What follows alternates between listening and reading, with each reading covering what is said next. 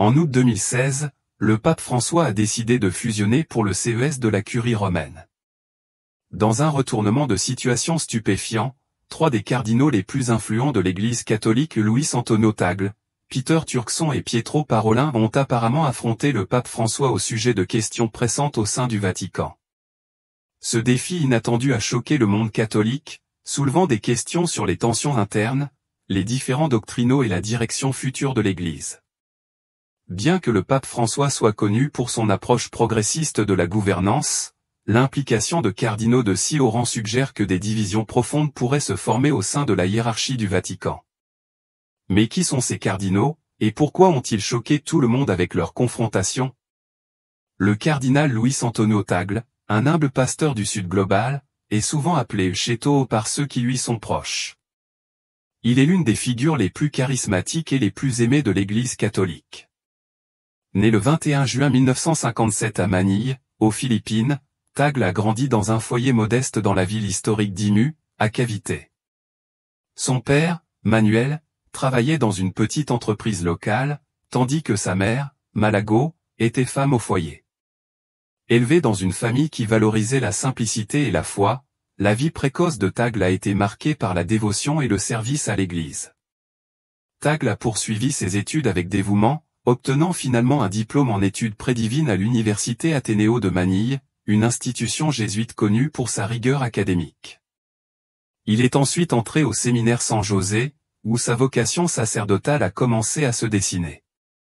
Ordonné prêtre le 27 février 1982, il est rapidement devenu connu pour sa profondeur intellectuelle, son éloquence et sa capacité à se connecter avec des personnes de tous horizons. L'intellect aigu de Tagle l'a poussé à approfondir ses études théologiques à l'Université catholique d'Amérique à Washington, D.C., où il a obtenu un doctorat en théologie sacrée. Sa thèse portait sur la collégialité épiscopale, reflétant son profond intérêt pour la promotion de l'unité et de la collaboration au sein de la hiérarchie de l'Église. À son retour aux Philippines, Tagle s'est immergé dans le ministère pastoral, l'enseignement théologique et l'écriture. En 2001, Tagle a été nommé évêque d'Imu, un diocèse non loin de sa ville natale. Son mandat a été marqué par un accent sur la justice sociale, la lutte contre la pauvreté et le renforcement des liens communautaires. Connu pour sa simplicité, Tagle rejetait les ornementations de sa fonction, se rendant souvent à pied ou à vélo dans les quartiers pour établir une connexion personnelle avec ses fidèles. Son approche terre à accent grave-terre lui a valu la réputation d'être un évêque du peuple, profondément aimé et respecté par ceux qu'il servait. En 2011, le pape Benoît XVI nomma Tagle archevêque de Manille, l'un des postes les plus importants de l'Église catholique en Asie.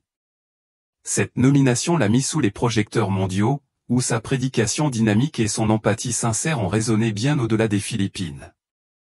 Il est devenu une voix pour les marginalisés, s'exprimant souvent sur des questions telles que la pauvreté, la migration et l'environnement. L'influence de Tagle n'a cessé de croître sous le pape François, qui l'a élevé au rang de cardinal en 2012.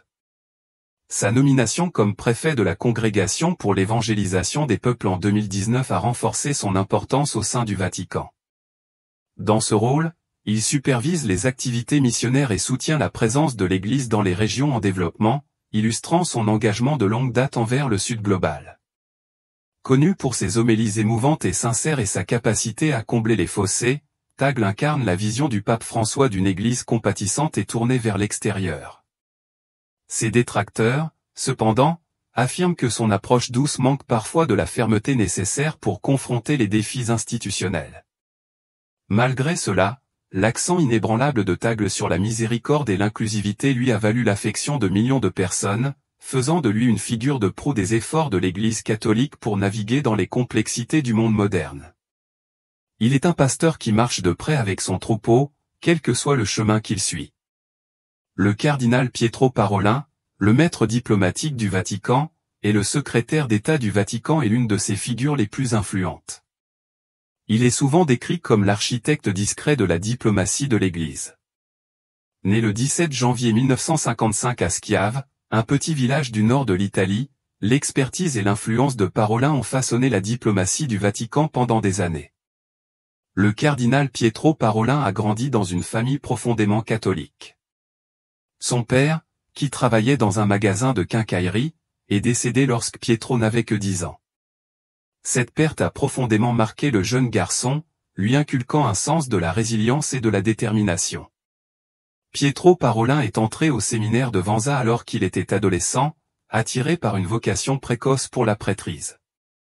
Il a été ordonné prêtre le 27 avril 1980, à l'âge de 25 ans. Reconnu pour ses promesses intellectuelles, il poursuit des études en droit canonique à l'Université pontificale grégorienne de Rome et obtient plus tard un diplôme en diplomatie à l'Académie pontificale ecclésiastique. Sa formation en fait un expert dans le monde nuancé et complexe de la gouvernance de l'Église et des relations internationales. Parolin entre dans le service diplomatique du Saint-Siège en 1986, marquant le début d'une carrière qui le verra naviguer parmi les relations internationales les plus délicates de l'Église. Ses premières affectations l'ont conduit au Nigeria et au Mexique, où il a acquis une expérience de première main des défis rencontrés par les communautés catholiques locales. En 2002, Parolin est nommé sous-secrétaire aux relations avec les États, ce qui fait de lui le vice-ministre des Affaires étrangères du Vatican. Dans ce rôle, il devient un négociateur clé dans certains des efforts diplomatiques les plus complexes de l'Église, notamment les discussions délicates avec la Chine concernant la nomination des évêques, les relations avec le gouvernement communiste du Vietnam et les efforts pour normaliser les relations avec Israël. La capacité de Parolin à allier diplomatie et respect des principes catholiques lui vaut une réputation de négociateur habile et pragmatique. En 2013, le pape François nomme Parolin secrétaire d'État du Vatican, le plaçant à la tête de la machine administrative et diplomatique de l'Église. Ce rôle est le second en termes d'influence, juste après le pape, faisant de Parolin une figure centrale dans la mise en œuvre des politiques du Saint-Siège dans le monde entier. Sous sa direction, le Vatican a abordé des questions mondiales cruciales, telles que le changement climatique, la migration, la traite des êtres humains et les conflits internationaux. La principale cause de la crise actuelle des réfugiés et des migrants est d'origine humaine, à savoir les guerres et les conflits. Parolin a joué un rôle clé dans la percée diplomatique de 2014 entre les États-Unis et Cuba, facilitant un dialogue qui a conduit à la restauration des relations après des décennies d'hostilité. Connu pour son calme et son approche méthodique, Parolin est respecté pour sa capacité à gérer des situations complexes avec tact et discrétion. Bien que sa diplomatie se déroule souvent dans l'ombre, son impact est profond. Cependant, les critiques de Parolin le considèrent parfois comme trop prudent, privilégiant le consensus à l'action audacieuse. Malgré les défis, Parolin reste ferme dans son engagement envers la mission de l'Église. Sa maîtrise de plusieurs langues, sa profonde compréhension des affaires mondiales et son dévouement sans faille font de lui un atout inestimable pour le pape François. La vie du cardinal Parolin incarne la puissance discrète de la diplomatie et de la foi en tant que bâtisseur de ponts entre le Vatican et le monde. Il incarne les efforts de l'Église pour promouvoir la paix, la justice et l'unité sur la scène mondiale. Le cardinal Peter Turkson, une voix pour la justice sociale et la solidarité mondiale, est né le 11 octobre 1948 dans la petite ville de Parochial, au Ghana. Il est l'un des cardinaux africains les plus éminents et influents de l'Église catholique. Son histoire personnelle reflète à la fois la résilience et un profond engagement envers les enseignements sociaux de l'Église, en particulier en ce qui concerne la lutte contre la pauvreté mondiale, la justice et l'environnement. Turkson a grandi dans une famille nombreuse dans un pays encore en train de trouver son identité après son indépendance vis-à-vis de la domination coloniale. Son père, Joseph Turkson, était agriculteur, et sa mère, Irene, était femme au foyer. Grandissant dans la région rurale du Ghana, la jeunesse de Turkson fut marquée par les défis d'un jeune pays en quête de son identité. Cependant, sa foi catholique a toujours été une source constante de force et d'inspiration. Turkson est entré au séminaire dès son jeune âge, montrant un vif intérêt pour la théologie et la vie religieuse. Ordonné prêtre le 20 juillet 1975, il poursuivit ensuite ses études à Rome, obtenant un doctorat en théologie à l'Université pontificale Saint-Thomas d'Aquin. Sa formation académique lui a fourni les connaissances et les compétences nécessaires pour répondre tant aux besoins spirituels que pratiques des fidèles de l'Église, notamment dans le contexte des bouleversements sociaux et politiques rapides en Afrique. De retour au Ghana, Turkson devint de plus en plus actif dans la vie pastorale du pays. Il occupa divers rôles diocésains, y compris celui de l'évêque de Sandi Takara de 1992 jusqu'à sa nomination comme archevêque de Cap Coast en 2003. C'est à cette époque que Turkson attira l'attention internationale pour son plaidoyer en faveur de la justice sociale et son engagement auprès des populations marginalisées d'Afrique.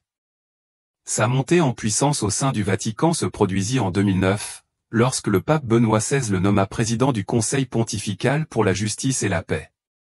À ce poste, Turkson devint l'une des voix les plus influentes de l'Église sur des questions mondiales telles que la pauvreté, l'économie et la gestion de l'environnement. Son travail passionné dans ces domaines fit de lui une figure clé dans les efforts du pape François pour attirer davantage d'attention sur les enseignements sociaux de l'Église, abordant des questions telles que le changement climatique, la traite des êtres humains et les inégalités de revenus. En tant que cardinal, Turkson devint connu pour ses points de vue francs sur la nécessité d'un monde plus juste et équitable.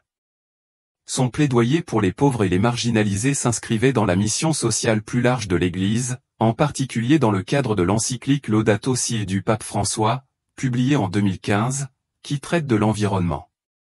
L'inquiétude profonde de Turkson pour la justice environnementale l'amena à militer pour une coopération internationale plus forte en matière de changement climatique et à repenser la manière dont l'économie mondiale devrait être structurée pour qu'elle serve l'humanité plutôt que de l'exploiter. Peut-être l'une de ses contributions les plus notables fut son rôle dans la rédaction de l'initiative Economy of Francesco en 2011, qui appelait à une transformation radicale du système économique mondial, en mettant l'accent sur la dignité humaine plutôt que sur les profits. La conférence fut organisée sous le nom de Sommet pour l'étude des dimensions sociales de la mondialisation. Son travail mit en lumière les liens profonds entre inégalités économiques et crise environnementale. Il exhorta gouvernements, entreprises et citoyens à prendre conscience de l'urgence de ces questions. Le leadership du cardinal Turkson n'a pas été sans défi. En tant que cardinal africain dans une institution principalement européenne, il a fait face à des résistances de la part de ceux qui étaient sceptiques à l'idée de sa vision d'une Église plus inclusive. Ses critiques du système économique mondial et ses appels à une action plus forte contre le changement climatique ont parfois fait de lui une figure controversée. Néanmoins, sa foi constante et son engagement inébranlable pour la justice sociale lui ont valu l'admiration du monde entier, en particulier parmi ceux qui croient que l'Église doit être une force de paix et de compassion sur la scène mondiale. Le travail du cardinal Peter Turkson reflète une vie dédiée à la justice sociale et à la solidarité avec les plus vulnérables. Sa voix est un rappel constant pour l'Église mondiale et au-delà que la mission du Christ va bien au-delà de l'autel et s'étend dans les domaines de la politique, de l'économie et des droits de l'homme. Grâce à ses efforts infatigables, Turkson continue de plaider pour un monde juste, inclusif et respectueux de la dignité de chaque personne, en particulier les pauvres et les marginalisés. Les cardinaux des mousquetaires catholiques, Louis Tagle, Petro Parén et Peter Turkson, partagent une gamme de qualités et d'expériences qui font d'eux des figures de proue dans l'Église catholique. Bien que leurs parcours individuels soient distincts, Tagle venant des Philippines, Parén d'Italie et Turkson du Ghana, chacun d'eux a apporté des contributions significatives à l'Église mondiale, gagnant le respect tant au sein du Vatican qu'auprès des fidèles du monde entier. Leurs réalisations communes reflètent leur engagement envers la mission essentielle de l'Église catholique, servir l'humanité, défendre l'Évangile et favoriser l'unité mondiale. L'une des similitudes les plus marquantes entre les cardinaux Tagle, Parén et Turkson est leur potentiel à devenir un jour pape. Chacun d'eux apporte un ensemble unique de qualités, et tous ont été considérés comme des candidats papaux pouvant potentiellement accéder à la papauté. Leur position au sein du Vatican, leur influence mondiale et leur incarnation de la vision du pape François font d'eux des prétendants plausibles lors d'un futur conclave. Louis Tagle, par exemple, est vu comme une figure papale en raison de son leadership dynamique, en particulier dans le Sud global. Sa présence charismatique et son accent sur la justice sociale résonnent avec la vision du pape François d'une Église qui tend la main aux pauvres et aux marginalisés. Son leadership aux Philippines, notamment lors de catastrophes naturelles comme le typhon Haiyan, a démontré sa capacité à offrir des soins pastoraux dans des circonstances extrêmes. Son solide bagage théologique et son engagement dans le travail missionnaire de l'Église lui ont valu un respect considérable à travers le monde. La profonde compréhension de Tagle du rôle de l'Église face aux enjeux sociaux, combinée à son calme et à sa compassion, font de lui un solide prétendant à la papauté. Petro Parén, quant à lui, se distingue en tant que figure de proue grâce à sa diplomatie et à son expérience dans la gestion des relations internationales du Vatican. En tant qu'actuel secrétaire d'État, Parraine a joué un rôle clé dans la définition des politiques mondiales de l'Église, incluant des percées diplomatiques importantes avec des pays comme Cuba et la Chine. Son approche calme et pragmatique de la diplomatie, ainsi que sa compréhension des subtilités de la politique mondiale, lui ont valu le respect des leaders mondiaux et des responsables du Vatican.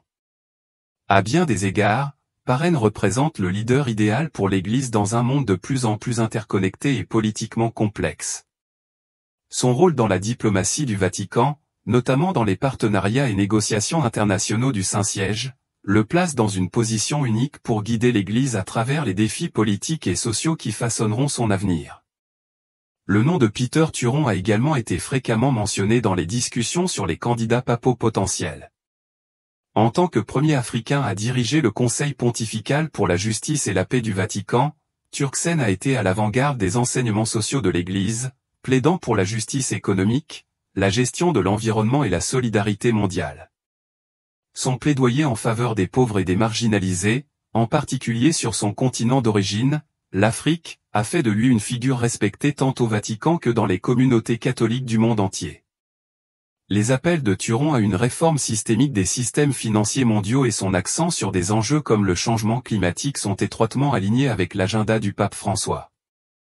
Sa perspective mondiale, façonnée par ses racines africaines, lui confère une voix unique dans le contexte des efforts continus de l'Église catholique pour s'engager avec le monde. Le développement est donc un domaine clé de ce dicaster, et c'est pourquoi nous, qui servons ce dicaster, avons tiré de nombreuses idées. La confrontation et la tension entre tradition et changement étaient palpables au sein du Vatican depuis des mois. Les rumeurs de tension entre les factions traditionnalistes et celles prônant une approche plus moderne et inclusive du catholicisme avaient atteint un point de rupture. Pour les cardinaux Louis Tagle, Petro Parraine et Peter Turkcen, des hommes profondément engagés dans la vision du pape François, le fossé grandissant devenait impossible à ignorer.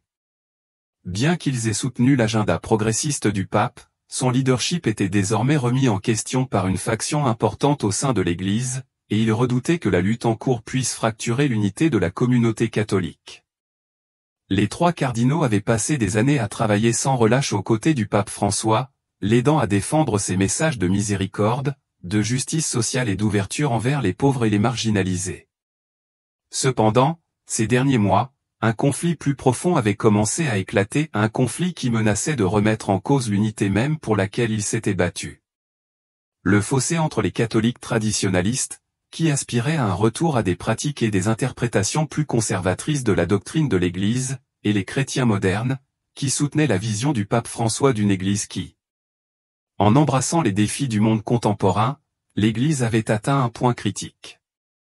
Certaines questions devaient être abordées avec urgence, forçant les trois cardinaux à confronter le pape François avec des questions brûlantes. Les préoccupations croissantes concernant la direction de l'Église découlaient de plusieurs problèmes qui bouillonnaient parmi les factions conservatrices et traditionalistes de l'Église. Le pape François avait poussé pour des réformes qui mettent l'accent sur l'inclusivité, la justice sociale et la modernisation. Cependant, tous les membres du leadership de l'Église ne s'accordaient pas sur cette direction. Les cardinaux Tagle, Turkcen et Parraine, chacun jouissant de rôles significatifs dans la diplomatie du Vatican, le dialogue interreligieux et l'ouverture mondiale, avaient exprimé des préoccupations quant à l'impact de ces changements sur la doctrine et l'unité de l'Église.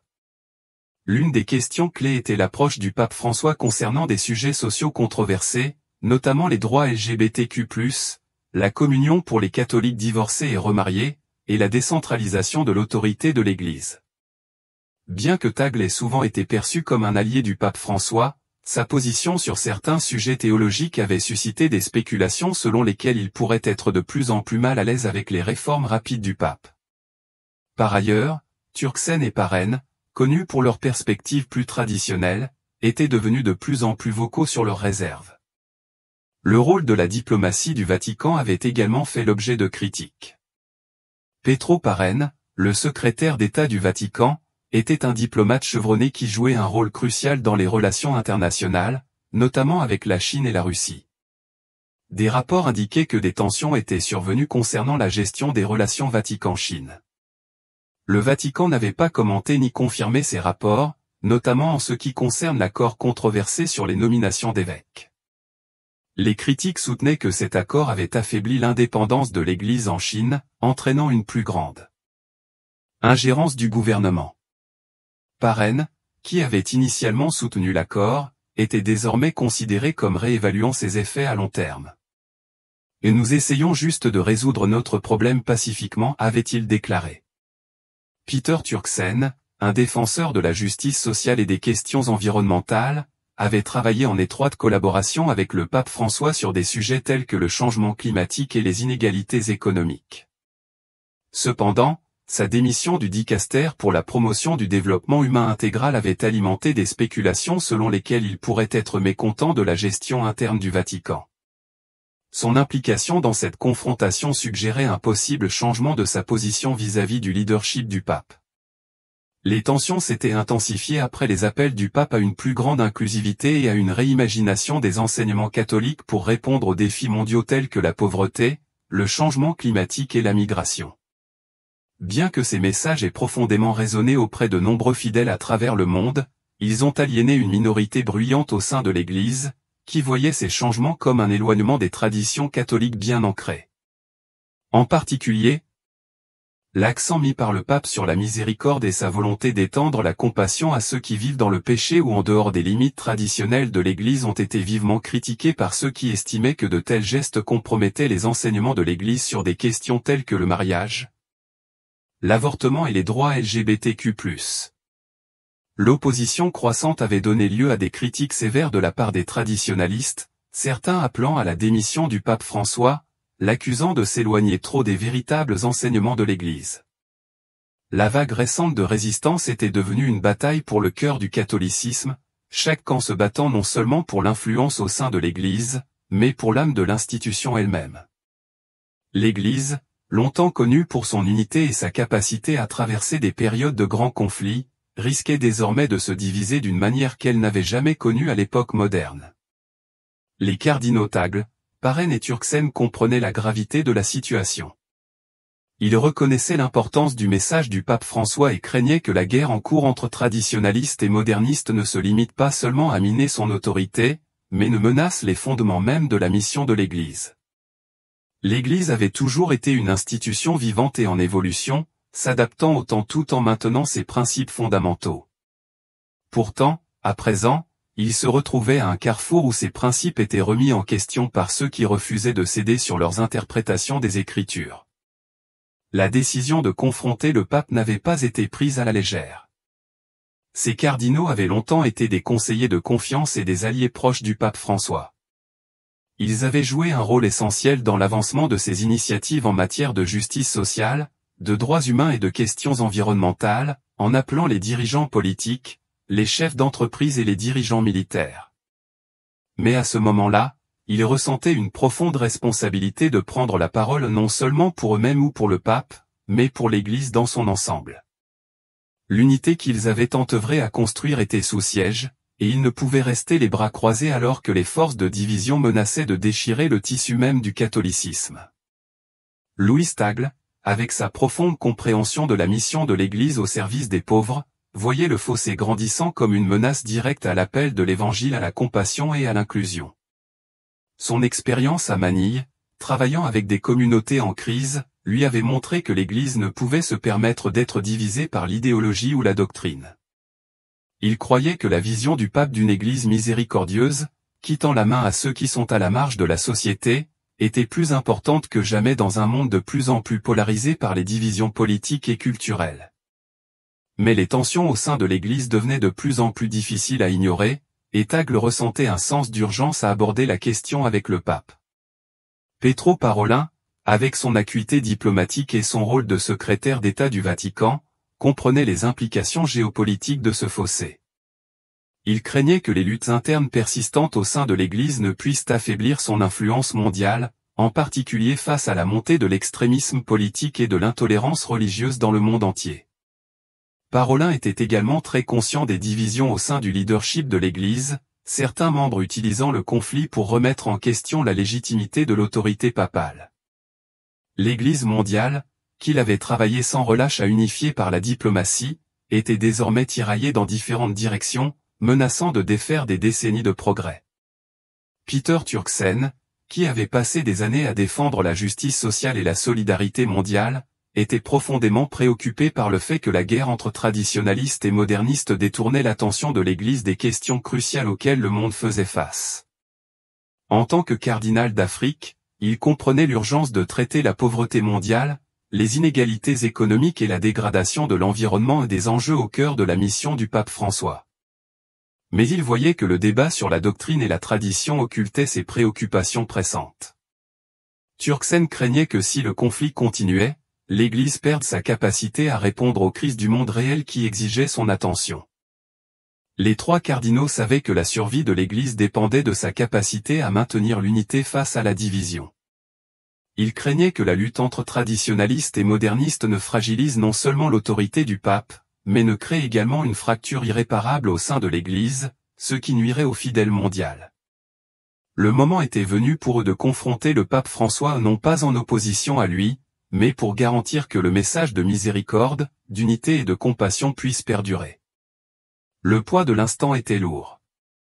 Alors qu'ils se tenaient devant le pape François, chaque cardinal savait la gravité de la situation.